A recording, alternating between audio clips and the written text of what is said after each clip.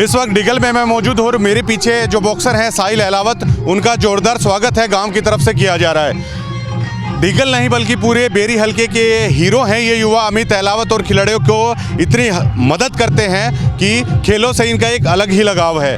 अमित वो real hero हैं, शायद उन लोगों को भी वो करारा जवाब देते हैं शायद जिनको ये पता नहीं होता, जो मज़े लेते हैं कि खिलाड़ी आखिरकार कितनी मशक्क़त के बाद तैयार होते हैं।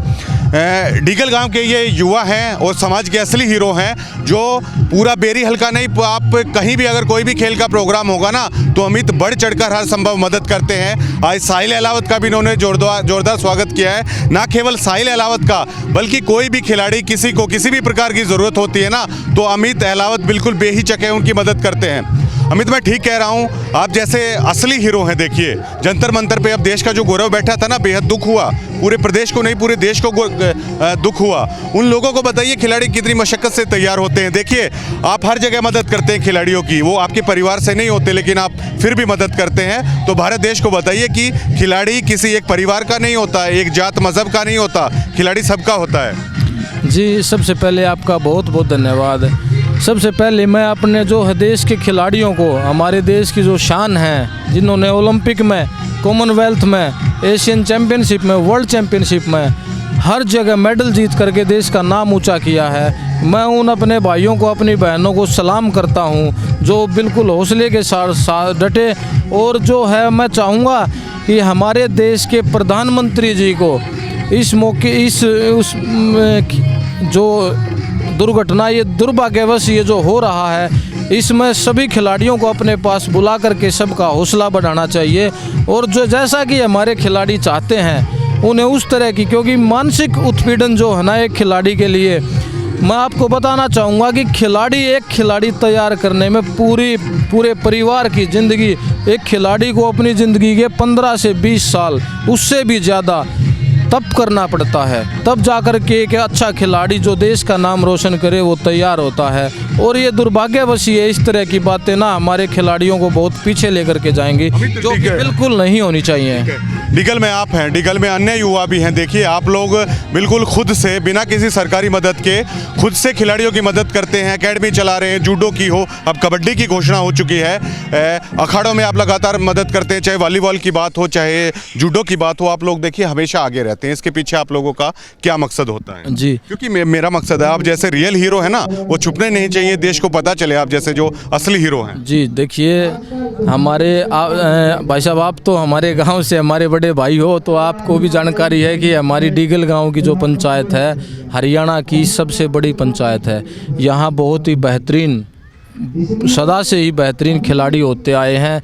चाहे हम कुश्ती की बात करें, चाहे कबड्डी की बात करें, चाहे जूडो की बात करें, चाहे बॉक्सिंग की बात करें, हर क्षेत्र में जो है ना हमारे खिलाड़ी जो है गांव का, क्षेत्र का नाम रोशन किया है। हर फील्ड में, चाहे आर्मी की बात हो, चाहे पुलिस सर्विस की बात हो, हर क्षेत्र में यहाँ से ऑफिसर गए हैं। डिगल गांव से बहुत ज़्यादा ऑफिसर जो गए हैं। और अब जो है इस गांव के जो युवा साथी हैं, बहुत अच्छे कारोबार जिन्होंने अपना दिल्ली, बॉम्बे, एनसीआर में, और मैं तो कहूँगा कि देश से अब तो बाहर दुबई में भी, कनाडा में भी, यूएसए में भी ऑस्ट्रेलिया में भी जा कर के जो है अपना बिजनेस सेटल जो यहाँ से जा कर के कर रहे हैं।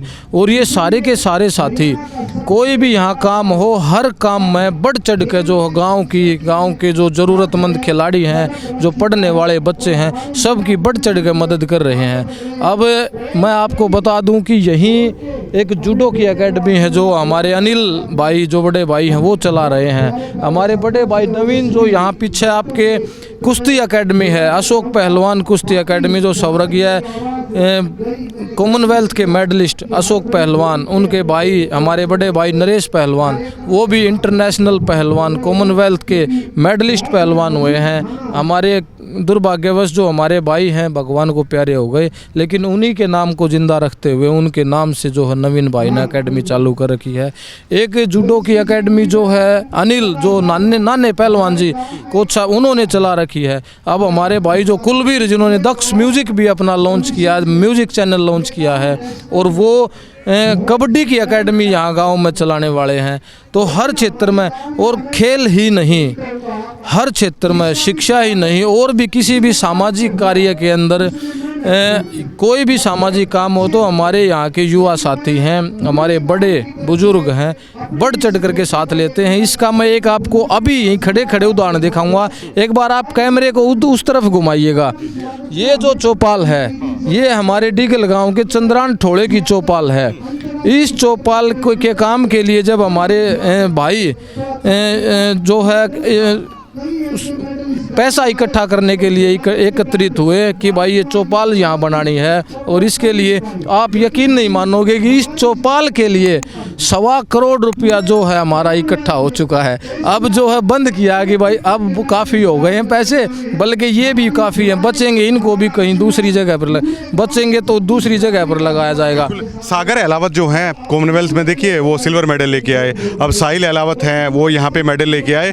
बतौर अमित कितनी खुशी महसूस कर रहे हैं कि जब वो आप लोगों की जो मेहनत है ना वो रंग ला रही है, जो आप लोग उम्मीद करते हैं गांव से क्षेत्र से बच्चे हैं वो आगे निकले। जी देखो, साहिल हमारे परिवार का हिस्सा, हमारा छोटा भाई है, बहुत ज़्यादा खुशी हुई है। सागर अहलावत ने जब मेडल जीता था तो कॉमनवेल्थ के अंदर तो दिल्ली एयरपोर्ट से पूरे ढोल नगाड़ों के साथ यहाँ गांव तक लेकर के हम आए थे।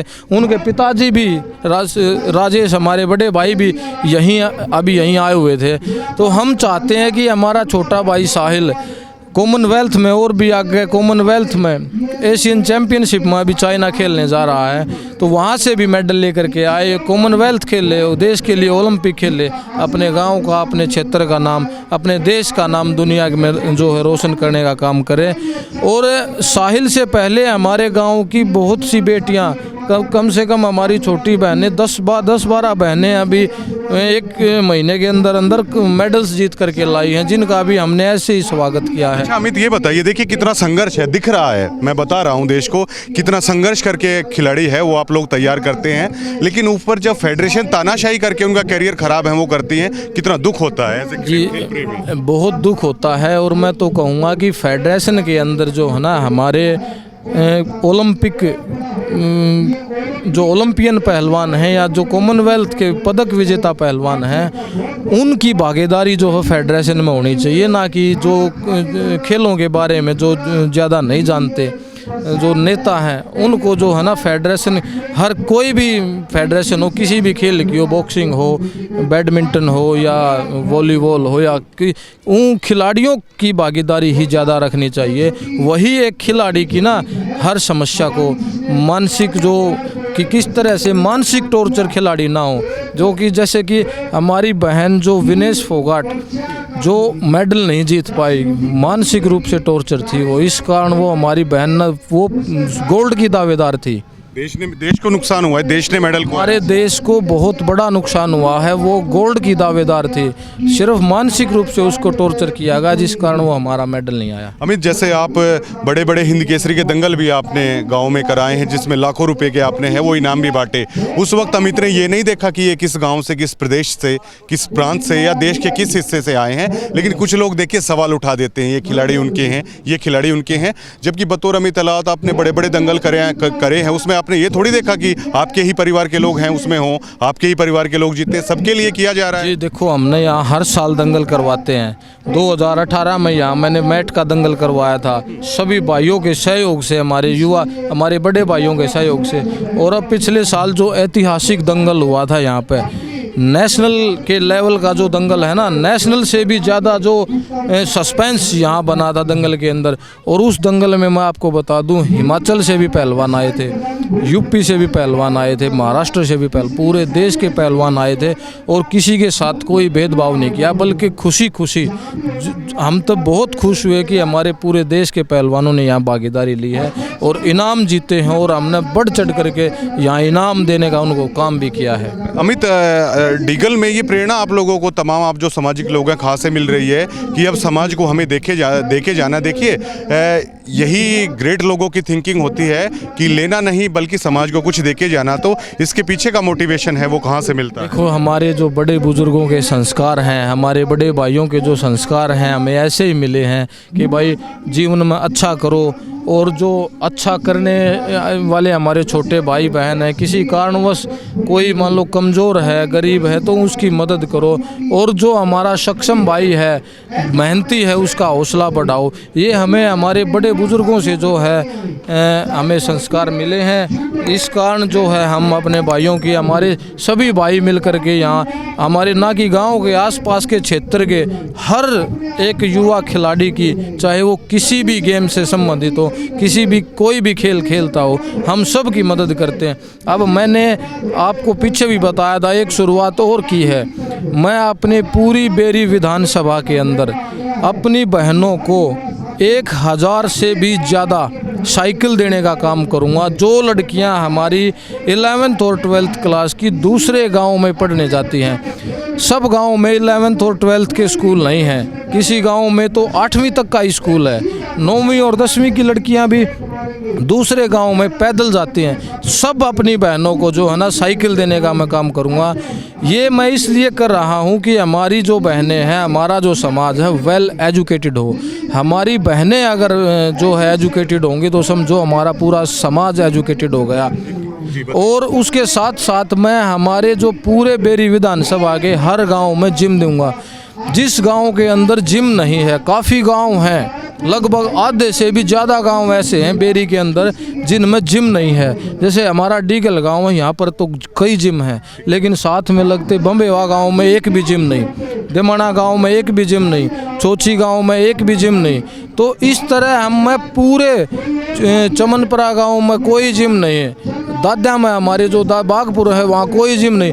हर गांव के अंदर जो है जिम देने का मैं काम करूंगा, जिससे कि हमारे युवा साथी फिट हों, शरीर उनका फिट हो, नशे से भी दूर हो जाए, नशे से वो दूर हों, सेहत उनकी अच्छी बने, अच्छे खिलाड़ी बने। और अगर हमारी शारीरिक हमारा शरीर ओके है तो हम मानसिक भी ठीक रहेंगे, नशे से भी दूर रहेंगे और अच्छे हमें संस्कार मिलेंगे, अच्छे आदमी हमारे जो है ना वो बनेंगे। और वो अच्छे संस्कार उनको मिलेंगे तो समाज में कुछ ना कुछ समाज के भले का काम करके भी दिखाएंगे। ऐसा जो है हम अपने सभी युवा साथियों को कहना चाहेंगे। बिल्कुल। और मुझे उम्मीद भी है कि वो साइकिल टूटने से पहले शायद आप स्कूटी की भी घोषणा करेंगे शायद।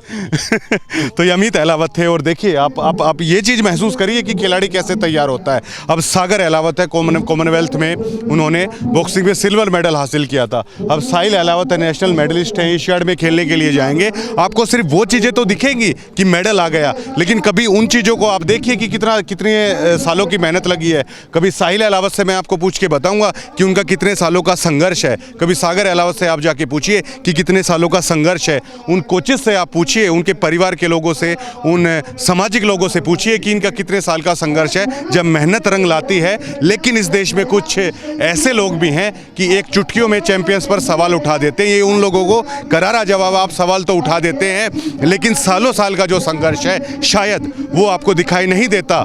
और जब चैंपियंस यहाँ से जाते हैं छोटे छोटे घरों से, बिल्कुल आर्थिक, बिना किसी आर्थिक मजबूती के यहाँ से निकल कर जाते हैं, तो दुख क्यों नहीं होगा। जब देश का गौरव है वो बढ़ाते हैं आप लोग, तब तो शेयर करते हैं उन सभी चीज़ों को कि देखिए पाकिस्तान के पहलवान को चित कर दिया, जापान के पहलवान को चित कर दिया, भारत का डंका है पूरी दुनिया में बज गया। लेकिन जब भारत का गौरव सड़कों पर बैठता है तब आप मज़े क्यों लेते हैं। ये बड़ी गंभीर स्थिति है और ये उन सवालों का जवाब भी है कि एक चैंपियन कैसे तैयार होते हैं। और उन लोगों को भी ये करारा जवाब है कि चैंपियंस सभी के होते हैं, किसी एक परिवार, एक जात, मजहब, धर्म के नहीं होते। शुक्रिया।